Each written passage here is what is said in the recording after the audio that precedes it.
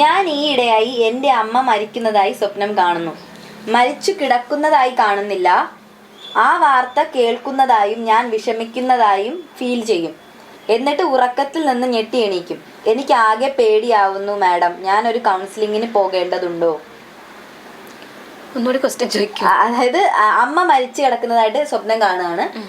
അപ്പം മരിച്ചു കിടക്കുന്നതായിട്ട് കാണുന്നില്ല. ആ വാർത്ത കേൾക്കുന്നതായിട്ടും ഞാൻ വിഷമിക്കുന്നതായിട്ടും ഫീൽ ചെയ്യും. എനിക്ക് തോന്നുന്നു സ്വപ്നത്തിൽ തന്നെ അമ്മ മരിച്ചു എന്ന് കേൾക്കുന്നതായിട്ടും വിഷമിക്കുന്നതായിട്ടും ഫീൽ ചെയ്യും. എന്നിട്ട് ഉറക്കത്തിൽ നിന്ന് ഞെട്ടി എണീക്കും. എനിക്ക് ആകെ പേടിയാവുന്നു മാം. ഞാനൊരു കൗൺസിലിങ്ങിന് പോകേണ്ടതുണ്ടോ? ഇത് ഉറക്കത്തിന്റെ ഭയങ്കര ഇതാട്ടോ, കൊക്കയിലേക്കൊക്കെ വീഴുന്ന പോലെ ഇത് കാണാറുണ്ട് ഞാൻ ഇടയ്ക്കിടയ്ക്ക്. അത് നമ്മള് സ്ലീപ്പിൽ കുറെ സ്റ്റേജസ് ആയിട്ട് നമ്മൾ പറയുമ്പം ഈ കൊക്കയിലേക്ക് വീണ് പോവുക, അല്ലെങ്കിൽ നമ്മളൊന്ന് ഉറങ്ങിക്കഴിഞ്ഞ് കുറച്ച് നേരം കഴിയുമ്പം പെട്ടെന്ന് ഒരു സഡൻ ആയിട്ട് നമ്മളൊരു ഞെട്ടലുണ്ടാവും, മൊത്തത്തിൽ ബോഡി ഒന്ന് ഷിവർ. ഇതിന് നമ്മൾ ഹിപ്നിക് ജേർക്ക് എന്നാ പറയുക. അതായത് നമ്മൾ പ്രോപ്പർ സ്ലീപ്പിലേക്ക് കടക്കുന്ന ഒരു സ്റ്റേജാണ് അത്. ചിലപ്പോൾ അതുകൊണ്ടായിരിക്കും ചിലപ്പം കൊക്കയിലേക്ക് വീഴുന്ന പോലെയൊക്കെ നമുക്ക് ഫീൽ ചെയ്യുന്നുണ്ടാവുക. അപ്പം ഇവിടെ പറഞ്ഞത് സ്വപ്നങ്ങളായിട്ട് കാണുന്നു അമ്മ മരിക്കുന്ന പോലെ, അല്ലെങ്കിൽ അമ്മ മരിക്കുന്ന രീതിയിൽ തന്നെ അത് ഫീൽ ചെയ്യുന്നു, കരയുന്നു എന്നുള്ള രീതിയിലൊക്കെ. അപ്പം എന്തുകൊണ്ടാണ് ആൾക്ക് അങ്ങനെ ഒരു തോട്ട് വന്നത്? നമ്മൾ പൊതുവേ സ്വപ്നങ്ങളെ പല ആൾക്കാരും പല രീതിയിലാണ് ഇൻ്റർപ്രറ്റ് ചെയ്യുക. പല സയൻറ്റിസ്റ്റുകളും അവരുടെ സ്കൂൾ ഓഫ് തോട്ട് അനുസരിച്ച് പല രീതിയിൽ ഇൻ്റർപ്രറ്റ് ചെയ്യും. അതിൽ ഒരു കാര്യം പറയുന്നത് എന്താ വെച്ചാൽ, നമ്മുടെ അൺകോൺഷ്യസ് മൈൻഡിൽ സ്റ്റക്കായി കിടക്കുന്ന എന്തെങ്കിലും ഒരു കൈൻഡ് ഓഫ് തോട്ട്, അല്ലെങ്കിൽ നമ്മൾ സ്വീകരിച്ച് വെച്ചിരിക്കുന്ന എന്തെങ്കിലും ഒരു കാര്യം അത് ഡ്രീമിൽ കൂടെ റിഫ്ലക്റ്റ് ചെയ്തേക്കാം എന്നുള്ളൊരു കാര്യം പറയാറുണ്ട്. അപ്പം മേ ബി അമ്മ മരിച്ചു പോവോ റിലേറ്റഡ് ആയിട്ടുള്ള എന്തെങ്കിലും ഒരു പേടി ആളുടെ ഉള്ളിലുണ്ടോ എന്നുള്ളത് നമ്മൾ കണ്ടുപിടിക്കണം. പിന്നെ വേറൊരു ടൈപ്പ് ഓഫ് സ്കൂൾ പറയുന്നത് എന്താ വെച്ചാൽ, നമുക്ക് ഏറ്റവും ഇഷ്ടപ്പെട്ട ആൾക്കാരെയാണ് നമ്മൾ മരിക്കുന്നതായിട്ട് സ്വപ്നം കാണുക. സോ ദാറ്റ് അവർ റിയൽ ലൈഫിൽ ഇങ്ങനെ ഒരു സിറ്റുവേഷൻ വന്നാൽ നമ്മളെ പ്രിപ്പയർ ആക്കി വെക്കാൻ വേണ്ടിയിട്ട് അങ്ങനെയും സ്വപ്നങ്ങളിൽ ഇത് കാണാം എന്നുള്ള രീതിയിലും ചില തിയറീസ് എക്സ്പ്ലെയിൻ ചെയ്യുന്നുണ്ട്. അപ്പം മോസ്റ്റ്ലി ഇങ്ങനെ എന്തെങ്കിലും ഒരു അൺകോൺഷ്യസ്ലി എന്തെങ്കിലും ഒരു പേടി ഉള്ളിൽ കുടുങ്ങിയിട്ടുണ്ടോ എന്നുള്ളത് നമ്മൾ ആദ്യം ചെക്ക് ചെയ്യേണ്ടി വരും. ഓക്കെ.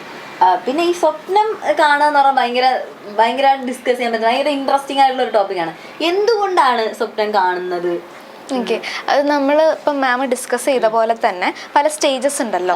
അതിൽ ഒരു സ്റ്റേജ് റെം സ്ലീപ്പ് എന്ന് പറഞ്ഞൊരു സ്റ്റേജ് ഉണ്ട്. അതിൽ നമ്മൾ ഈ ഡ്രീംസ് കാണുക എന്ന് പറയുന്നത്. അപ്പം അതിൽ കുറേ ബ്രെയിനിലെ കുറേ മെക്കാനിസം കാര്യങ്ങളൊക്കെ ഉണ്ടാവും. കാരണം ചിലപ്പോൾ ഒരു ബന്ധമില്ലാത്ത കാര്യങ്ങളൊക്കെ കാണും. ഓക്കെ, എപ്പോഴും ആൾക്കാർ പറയുന്നതാണ് എന്തൊക്കെയോ ആ കാണുക, സ്റ്റോറി ലൈൻ ഒന്നും ഫുള്ളൊന്നും ഉണ്ടാവില്ല എന്ന് പറയും. പക്ഷെ ചില ആൾക്കാർക്ക് കറക്റ്റ് ആ സ്റ്റോറി കാര്യങ്ങളൊക്കെ ആയിട്ട് ഒരു എൻഡിങ് ഒക്കെ ആയിട്ട് കാണും. അപ്പം ഈ ഡ്രീംസിനെ പറ്റിയിട്ട് തന്നെ ഇപ്പോൾ നമ്മൾ സൈക്കോളജിയിൽ പറയുകയാണെങ്കിൽ, ഫ്രോയിഡ് എന്ന് പറഞ്ഞിട്ടൊരു സൈക്കോളജിസ്റ്റ് ഉണ്ട്. ആ സൈക്കോളജിസ്റ്റിന് ഒരു ഡ്രീം ഇന്റർപ്രിറ്റേഷൻ എന്ന് പറഞ്ഞിട്ടൊരു ബുക്കൊക്കെ എഴുതിയിട്ടുണ്ട്.